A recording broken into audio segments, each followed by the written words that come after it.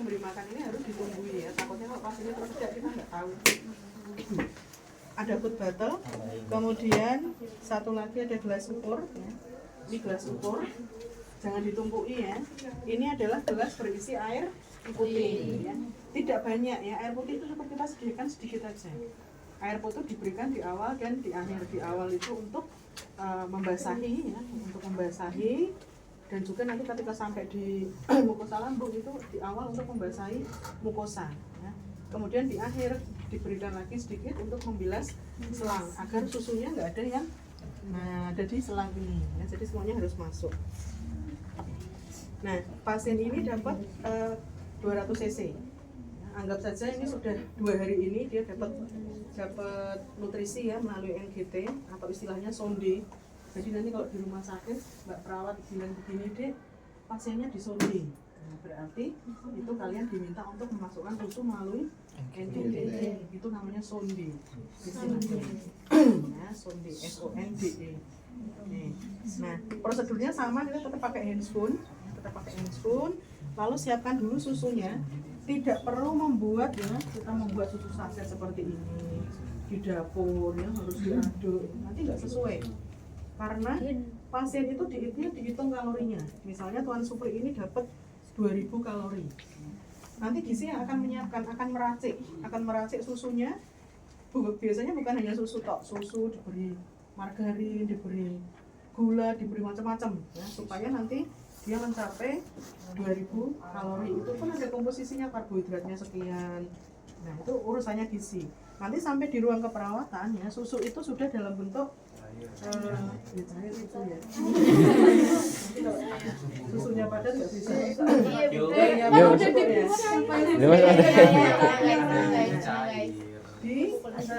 Ada plastik, ada yang memberikan dalam bentuk plastik diikat karet gitu, tapi ada labelnya. Jadi kita baca labelnya, apakah betul Tuan Supri sekian kalorinya, tanggal lahirnya, semuanya cocokkan dulu seperti kalau kita memberikan obat ya. Jadi harus cocok dulu. Nah, setelah itu baru susunya dimasukkan di dalam gelas ukur. Cek lagi, oh iya ini sudah tepat 200 cc. Kalau misalnya penerimanya kok banyak 400 ya, konfirmasi ke gizi, Mbak ini kok susunya yang disiapkan 400 cc. Konfirmasi, biasanya gizi kadang gitu, Mbak sisa ngarusin nanti. Nah kadang gitu, tapi tidak dibagi 2. Nah kita berikan masukan, oh lain kali kalau misalnya 2 kali pemberian ya 2 Mbak, kalau memang mau diberikan dalam satu waktu diantar ke ruangan ya berarti plastiknya ada 2, nggak boleh 1. Itu nanti resiko apa? Salah ketika memberikan, apalagi nanti yang diminta adalah mahasiswa nggak tahu deh susunya di situ, perawatnya nggak ngecek, tahunya 400 diberikan semua. Nanti apa? Pasiennya nanti udah nggak karu-karuan ya, kembung ya ini. Ya, jadi 200 cc. Oke, ini kita siapkan. Ya, sarung tangan sudah kita pakai, sudah cuci tangan ya. Kemudian perlak tetap dipasang ya. Posisi pasien bagaimana? Semi kolon. Pasien tetap diposisikan semi kolon. Karena kalau kita makan sambil tidur itu nggak enak. Ya, meskipun ini lewat selang ya, tetap nanti ketika ada sesuatu yang masuk ke lambung dia akan terasa. Kalau posisinya tidur ya nanti nggak enak. Ya, resiko untuk reflux. Reflux itu apa? Balik ke atas. Jadi posisinya adalah semi kolon. Baik. Fase orientasinya tadi kan, kalau tadi masang NGT berarti ini fase orientasinya tujuannya adalah untuk melakukan pemberian nutrisi melalui NGT atau melalui selang ya. Nah di fase kerja yang pertama kita lakukan adalah melakukan kalau di rumah sakit itu seringnya gini, Dek nanti nak nyonde, nanti kalau sonde jangan lupa ya residu. Nah, jangan bingung, residu itu artinya kita mengecek residu apakah ada sisa atau tidak. Nah caranya begini. Ya, pasang dulu, kemudian ambil lemnya, diaspirasi, sedot ya. Kita lihat yang keluar apa. Kalau misalnya yang keluar adalah cairan lambung atau cairan bening, atau bahkan nggak keluar apa-apa, berarti apa artinya? Berarti misalnya 3 jam yang lalu dia sudah diberikan. Berarti apa? Berarti 3 jam lalu misalnya ya jam 9.87 jam 7. Pak, tadi sudah diberikan ya Pak, jam berapa Pak tadi? Oh jam 7 suster. Oh iya, jam 7 tadi sudah ya Pak. Nah ini sekarang kita cek seperti ini, ternyata yang keluar adalah cairan lambung. Artinya apa? Memang betul selangnya masih di lambung berarti kan? Terus apa untuk apa ngecek? Tadi residu tadi? Berarti ada nggak residunya? Tidak ada. Artinya semua nutrisi sudah diserap, sudah dicerna, sudah diabsorpsi dengan baik. Ya. Oke Pak, ini ya Pak residunya nggak ada.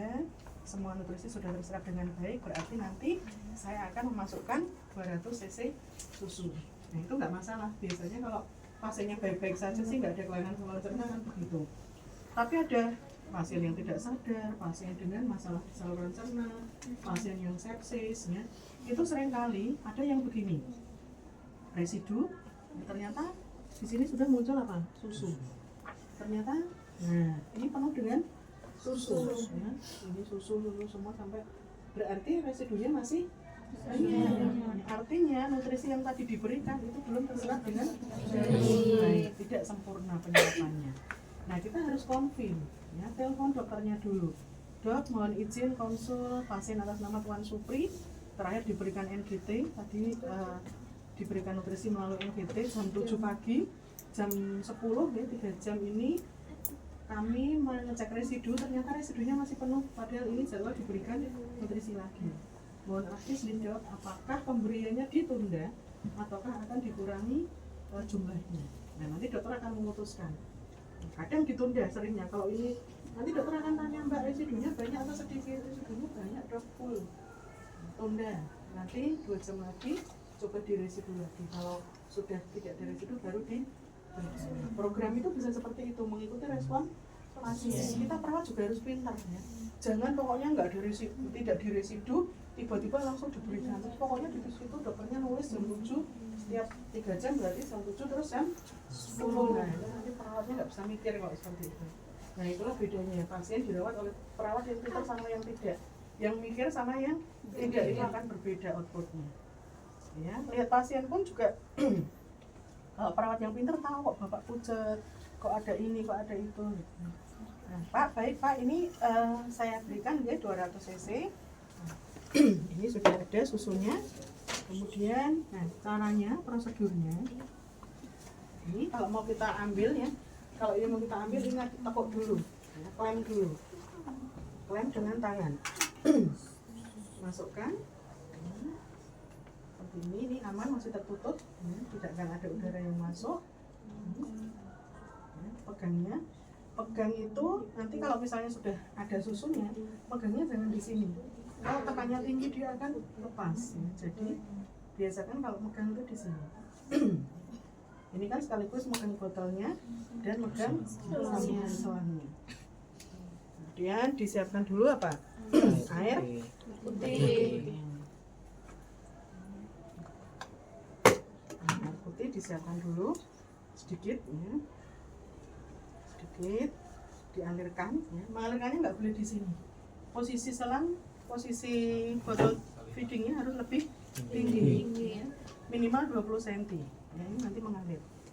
Mengalir kalau sudah masuk semua, klem lagi, ya. Klem lagi seperti ini. Ini dipegang aja gini.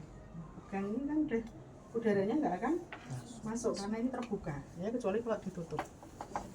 Masukkan susunya, Pak. Ini sudah mulai nggih, saya berikan minum nggih 200 cc nggih Pak. Tutup, kemudian dialirkan. Lebih baik dipegang ya, karena 200 cc itu nggak lama. Kemudian susunya tinggal segini, ya, udah masuk. Kita perhatikan ya, masuk lewat sini, ini klem lagi, klem lagi, pegang, dibuka, buka lagi, diberikan air putih. Air putihnya jangan banyak-banyak, nanti kembung. Alirkan, sudah selesai. Ya, sampai di sini tidak terlihat susu ya. Ya, Pak, sudah nih, saya bereskan dulu. Ini diambil ya. Kalau membereskan baru boleh seperti ini. Kalau sebelumnya tidak boleh ya, karena semuanya masih steril. Bayinya diambil lagi, ya, pasang lagi. Oke, sudah masukkan di sini. Oke, sudah kita. Wah, ini bapak kenyang ini ya. Gulungnya begini, jangan diseret ya. Soalnya kalau ujian itu kedendapan, ininya diseret kok jadi 4 gitu. Tidak boleh. Nah. Oke, baik. Pak, tindakan sudah selesai nih. Bapak rasanya pripun? Kenyang atau tidak? Rasanya kenyang nggak, Pak? Kita evaluasi dulu ya, subjektif. Kemudian, Pak ada rasa mual atau tidak? Ada rasa ingin muntah, perutnya begah, perutnya sakit, kembung. Nah, nanti matur nih Pak, kalau misalnya Bapak merasa mual, muntah, ingin muntah, atau rasanya begah, nyeri perut, nanti mohon dilaporkan. Itu nih Pak. Alhamdulillah tadi 200 cc sudah masuk semuanya. Jadi Bapak tidak muntah, baik kondisinya, mudah-mudahan nanti tersekap dengan sempurna. Oke. Nah, kita berdoa lagi nih Pak, mudah-mudahan Bapak lekas. Berdoa selesai. Ya, Pak, nanti 3 jam lagi Bapak akan kembali mendapatkan susu kalau residunya nggak ada. Ini kalau sisanya nggak ada. Kalau sisanya masih ada, nanti saya konsulkan kembali ke dokter. Saya permisi dulu. Mohon izin pamit nih Pak. Assalamualaikum.